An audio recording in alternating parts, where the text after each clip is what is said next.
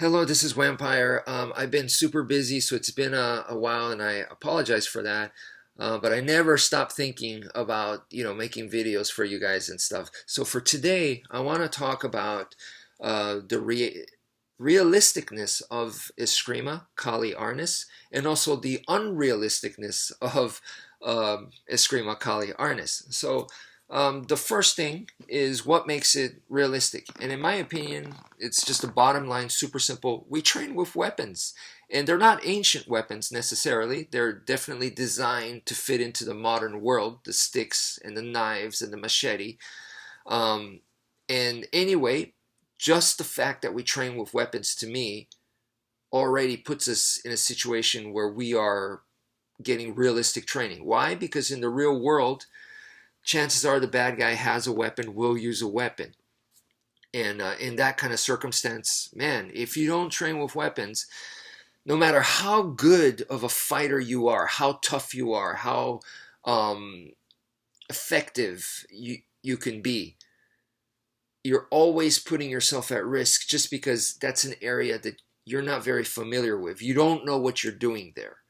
And you can try to force it into a hand-to-hand combat situation if that is your expertise, but it may not work. That's just the bottom line. And primary example is on the last couple of years, I've noticed on the news, there was a high school wrestler that I think he stopped a burglary or something like that. The guy was armed, and the high school wrestler who was not armed just basically was able to use his wrestling skills and put the guy away, which is awesome, right?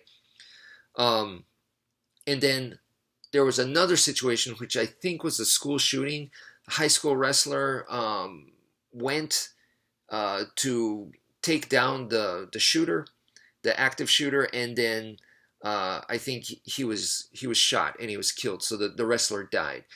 I may have gotten these stories mixed up, so it could have been the other way around. It could have been the burglary where he was shot and killed, and it could have been, and I think that was at maybe a convenience store. I don't remember the details, but my main point is there was one successful case and there was one unsuccessful case.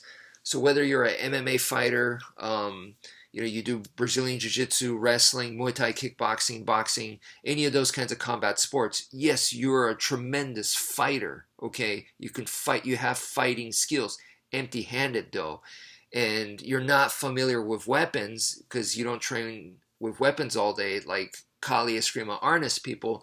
So when you go in there in a situation like that, you kind of have to, the timing and all that's different, and you kind of just have to go with what you think is right, which is you just don't know, and you got to commit to it, and it's the end result is a 50-50.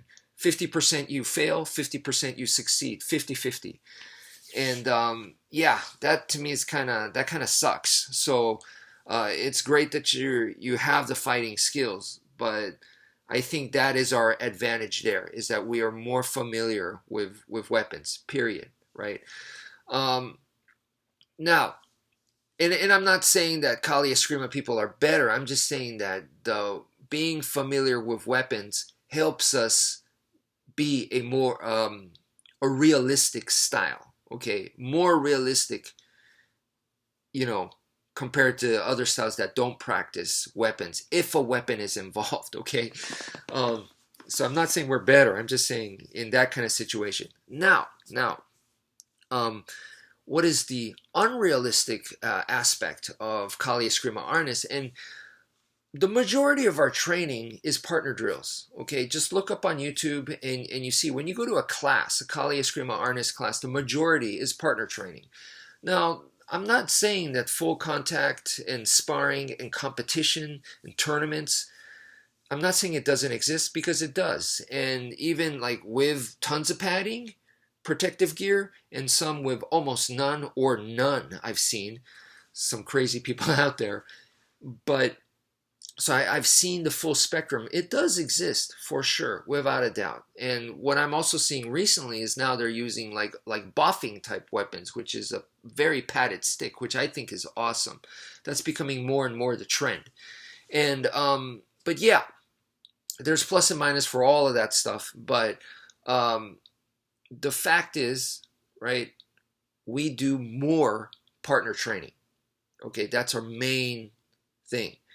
And that is not full contact sparring. That is not full contact fighting. The full contact aspect is missing. And there's pros and cons to that. It's safer, without a doubt. What we do is way safer, way less injury. Okay. But because when you remove the full contact aspect, what are we taking away? What is the main thing that we're taking away? And in my opinion, and it's just a, maybe a different point of view that I like to share with you guys, is when you remove that, we're taking away how effective your attack is. And by effective, I mean how much damage are you causing the opponent. But if you do partner drills where you're not really hitting the other person, okay, then we don't know. We don't know.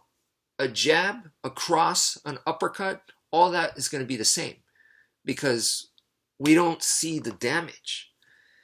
But in full contact, you see the damage. So a jab, if you throw a jab and the other guy throws a cross and you both hit each other, it's not equal. it's not the same. And that is the biggest difference. And once you do that, you go into partner training where you remove that aspect of how much damage you're causing. Then speed will win no matter what. Speed is the most strongest weapon then. But that is not a real world. That is a made-up world. And some people forget that. They forget that and they get drunk or they get high on their speed and they think they're awesome and they just want to practice just that. And I see it on YouTube all the time. And it's like, I'm not saying that's ineffective or that's wrong. I'm saying that it becomes ineffective and it becomes wrong once you go in your brain, you start thinking that's reality. That is not reality. Those are great ways to practice your skill, but then now you have to convert that skill into realistic scenario, and that is not a realistic scenario. So I just want to make that clear. I see way too many people spending way too much time working on speed and in the wrong location, because in long range, speed is vital. And that's when you can see someone like Roy Jones Jr., the way he fights is outboxing. That's closer to long range, okay? And he fights with tremendous amount of speed. You look at someone like Mike Tyson, he's more on the inside boxing, and he's known for what? Power, okay? So think about that, right? That is the reality. When you get closer in, because this is what happens now, fakes and feints and all that, it don't matter anymore because you can't see all that anyway. So then it just becomes about how much damage can you cause to the opponent first, right? And then in long range, now you guys have more time to see each other's attacks and stuff. Now you got to use speed. Now you got to fake the other guy out. Now you got to use combos, get them all confused, that's the kind of thing that becomes important. And when you're just practicing in medium range, like we do in partner drills for FMA, Filipino martial arts, then it's hard to understand that how much damage you're doing is important. Therefore, you just turn into a speed game. So all I'm saying is be careful about that. Look, keep training. I believe in the traditional methods, so keep training that, but just understand that it's different. So that's just my opinion, and that's it for now. Thank you for viewing, and take care, folks.